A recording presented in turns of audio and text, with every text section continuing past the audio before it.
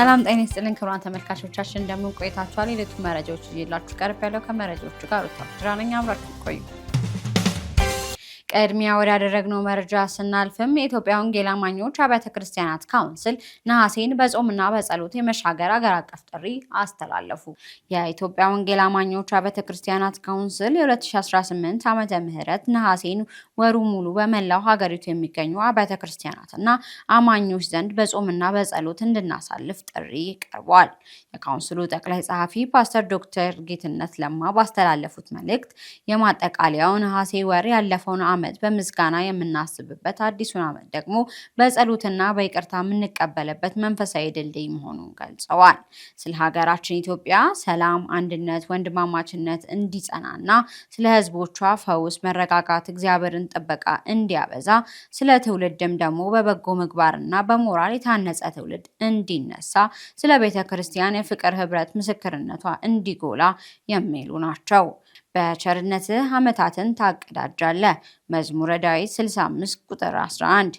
ይህ የመሸጋገሪያ ወቅት መላው ወንጌላውያን አማኞች በአንድ ልብና በአንድ መንፈስ ወደ እግዚአብሔር በመቅረብ ለሀገራችን ሰላም የሚማልዱበት ጥሪያችን ነው ሲሉ መልእክታቸውን አስተላልፈዋል።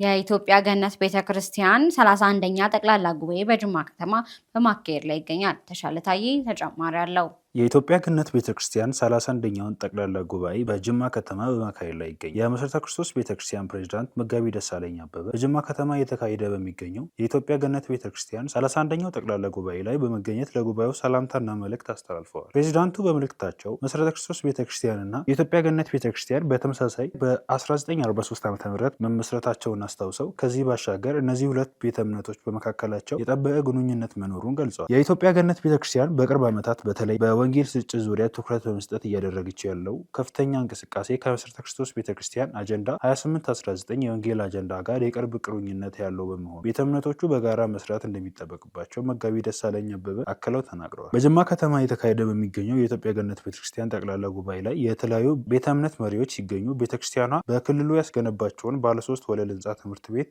በድምቀት አስመርቃለች። በጠባቡ መንገድ ሰዎችን እናብዛ በሚል መሪ ቃል የወንጌል ሩጫ መርሃ ግብር በአዳማ ከተማ ተካሄደ።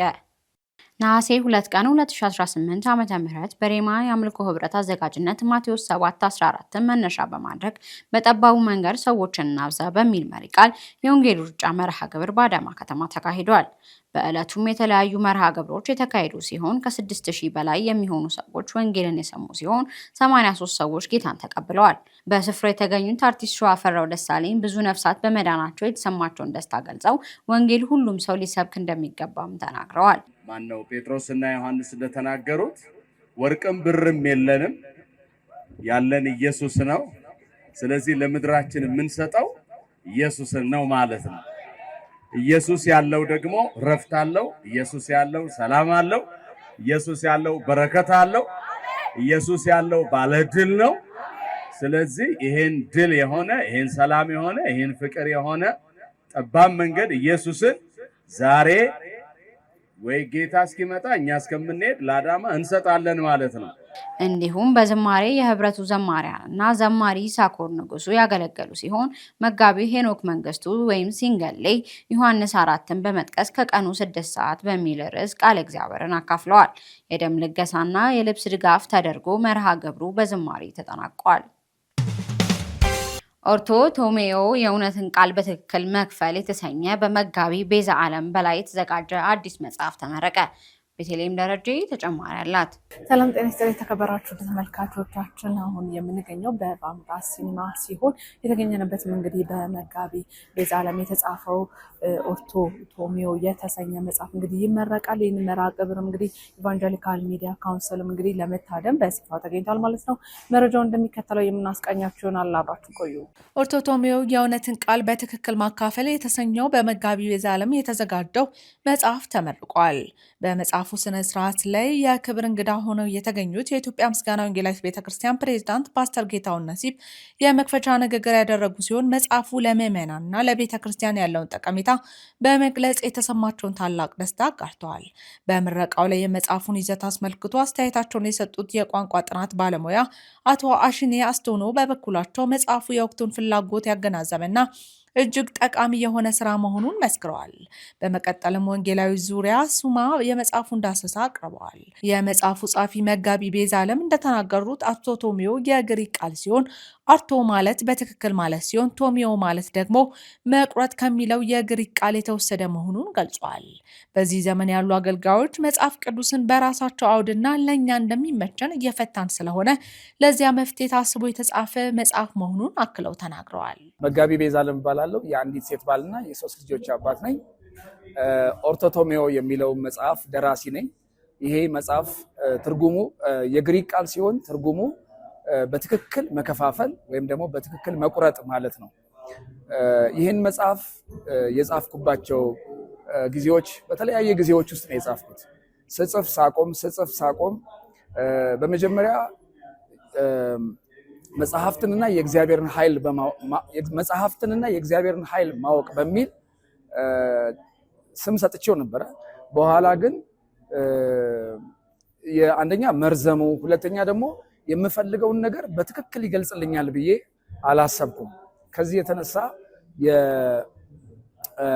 በሁለተኛ ጢሞቴዎስ ምዕራፍ 2 ቁጥር 15 ላይ የሚገኘውን የግሪክ ቃል ተጠቅሜ ኦርቶቶሚዮ የሚለውን ቃል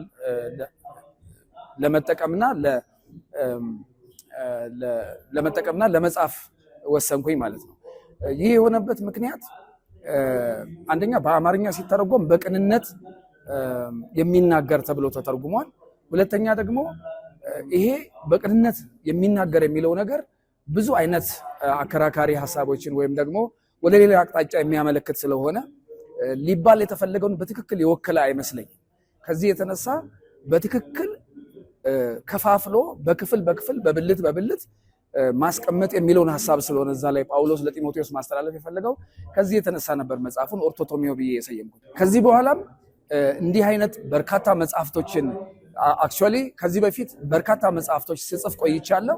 ይህ የመጀመሪያ መጽሐፌ አይደለም፣ ሁለተኛ መጽሐፌ ነው ኦርቶቶሚዮ። ከዚህ በፊት አውትዋርድ ኮንሽስነስ የሚል በእንግሊዝኛ መጽሐፍ ያዘጋጀውታለሁ። አውትዋርድ ኮንሽስነስ the residing consequence of the fall የሚል በአማዞን ላይ የሚሸጥ መጽሐፍ አለ። በዚህ መጽሐፍም ላይ አድሬስ ለማድረግ የሞከርኩት ከዚሁ አሁን ከጻፍኩት መጽሐፍ ጋራ ተዛማጅነት ያለው ሐሳብ ነው ያለው።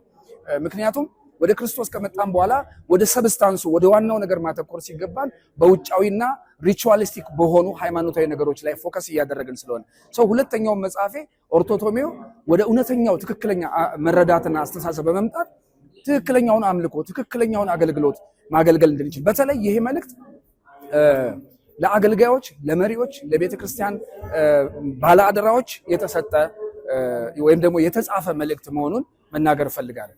ወንድማችን ፓስተር ቤዛለም የጻፈው መጽሐፍ ኦርቶቶሚዮ ድንቅ መጽሐፍ ነው። አስፈላጊ በዚህ ትውልድ አሁን ላሉት ክርስቲያኖች አገልጋዮች የሚሆን ካርታ ወይም ጠቋሚ ኮምፓስ ነው ብዬ አምናለሁ። ለምን የተተወ ነገር ነው። የመጽሐፍ ቅዱስ አሰባበክን በተመለከተ ሰው እንደፈለገ የሚሰብክበት ዘመን ውስጥ ስላለን ይህንን መጽሐፉ ትልቅ ለአብያተ ክርስቲያናት በጠቅላላ ትልቅ ጠቀሜታ ያለው ነው። የእግዚአብሔርን ቃል በትክክል ከዘፍጥረት እስከ ራእይ ያለውን የእግዚአብሔርን ሐሳብ በትክክል ከፋፍሎ ሚክስ አፕ ሳይደባልቁ ለማስተማር የሚጠቅም መጽሐፍ ነው። አገልጋዮች በጠቅላላ ይህንን ቢጠቀሙበት፣ አብያተ ክርስቲያናት ይህንን ቢጠቀሙበት፣ ይህን መጽሐፍ ቢጠቀሙበት፣ ቢያነቡና እንደ መመሪያ ቢወስዱት፣ እንዲሁ ደግሞ የመጽሐፍ ቅዱስ ኮሌጆች ለማስተማሪያ ቢጠቀሙበት የሚጠቅም ጥልቅ የሆነ ትንታኔ ያለው መጽሐፍ ነው። ይህንን ሁላችሁም ተጠቀሙ ብዬ ጋብዛለሁ።